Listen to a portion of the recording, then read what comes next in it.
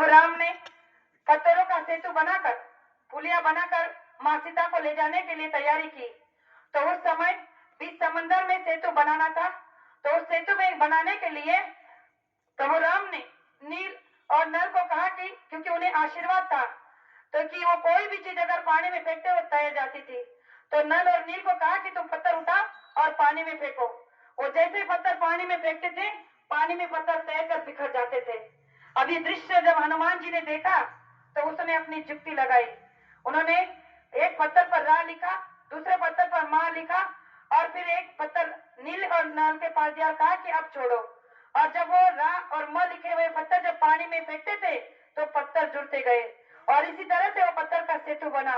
तो प्रेमियों, ये इतिहास हमें बताता है कि हर युग में नाम केवल जोड़ने का काम करता है, तोड़ने का नहीं। तो जय गुरु नाम आज इस संसार में केवल और केवल जोड़ने के लिए हमें मिला है, तोड़ने के लिए नहीं। तो मैं आप सभी से यही विनती करना चाहूंगी कि इस नाम के साथ साथ हमें अपने नाम का गौरव करना है। गुरु महाराज ने कहा कि आप जय गुरु नाम को लेकर देश के किसी भी कोने में चले जाओ और अगर आपने इस नाम का बिगुल बजा दिया, डंका बजा दिया, तो लोग तुम्हारी पूजा आरती करेंगे। और ये हम रोज देख रहे हैं, जब ये रैली निकलती है, ये प्रचार काफिला हम लेकर निकलते हैं तो लोग हमारी पूजा करते हैं। क्यों करते हैं? हम भगवान है, हम इंसान ही है, लेकिन इनका आशीर्वाद है कि लोग जब तुम सत्य के काम को लेकर निकल पड़ोगे, धर्म के कार्य में जब तुम निकल पड़ोगे तो लोग तुम्हें देवी देवता समझकर पूजेंगे। जब इतना बड़ी बात हमारे आपके लिए जिसने कह दी है, वो ऐसे कैसे चला जा सकता है? इसलिए प्रेमियों, बाबा जय गुरुदेव जी महाराज जी ने हमें आज तक जो जो सत्संग दिया है, उन सत्संग में से हर एक बात अगर हम सच्ची ठंडे दिमाग से सोचेंगे तो उनके हर एक के सवाल हमारे पास है, जवाब भी हमारे पास है।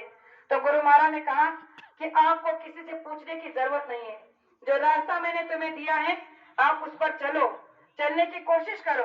जब तुम दिन भर से काम से थके हारे आते हो और रात को जब सोने जाते हो तो अपने दिन भर के 24 घंटे में से 1 घंटा सुबह और 1 घंटा शाम को आपको निकालना है। और जब भी आप भजन पे बैठो तो गुरु महाराज से प्रार्थना करो कि हे मालिक, रास्ता तो आपने दे दिया है, लेकिन ये अंदर बैठा मन बड़ा शैतान है। ये ना भजन करने देता है, ना सिमरन करने देता है, ना ध्यान लगने देता है। तो गुरु महाराज ने कहा कि इसके लिए भी आपको थोड़ी भिन्नतें करनी है।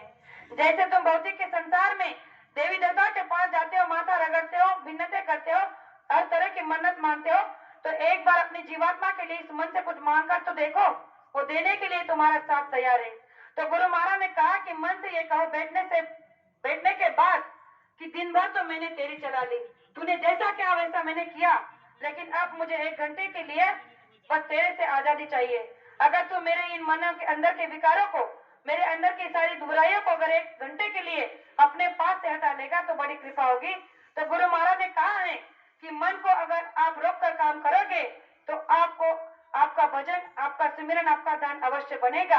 और जब ये जिस दिन बन जाएगा आपको किसी को पूछने की जरूरत नहीं पड़ेगी कि गुरु महाराज कहाँ चले गए, क्यों चले गए, कब चलाएंगे और परिवर्तन कब होगा, क्योंकि इन सारे सवालों के जवाब हमारे अपने पास होंगे।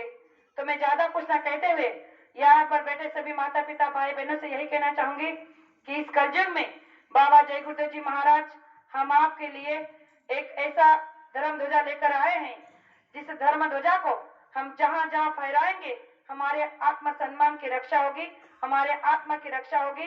तो बाबा जय गुरुदेव जी महाराज ने कहा है कि ये धर्म ध्वजा देश के कोने कोने में लहरा दो, जय गुरुदेव नाम को देश के कोने कोने में गुंजा दो, तो आपकी भक्ति दृढ़ बन जाएगी।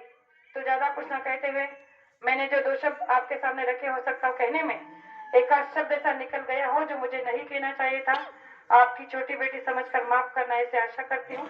और मेरे 2 शब्द को यही विराम देना चाहती हूँ। जय गुरुदेव।